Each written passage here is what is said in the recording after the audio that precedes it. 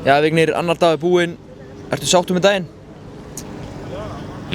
Nei, enga veginn, mjög langt frá því.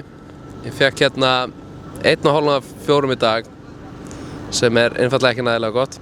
Byrjaði með 1,5 af 2, var að tefla allt í lagi.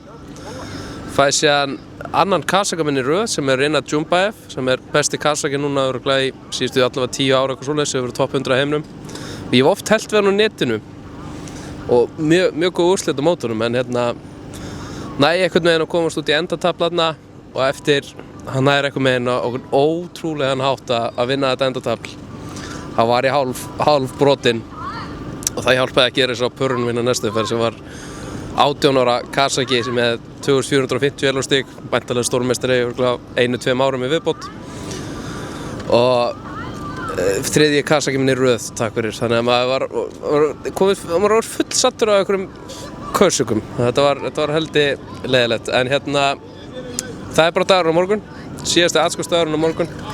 Ég vissi nú þegar ég kom að ég myndi standa mig verri í aðskókinni en hraðskókinni, allavega ég vona það að hérna það bara hannig, allavega redd úr kútnum á morgun, vonandi allavega 3 af 4, þá var ég sáttur og síðan mæta grimmur í hraðskókina og vonandi standa undir 2016 stöðunum allavega.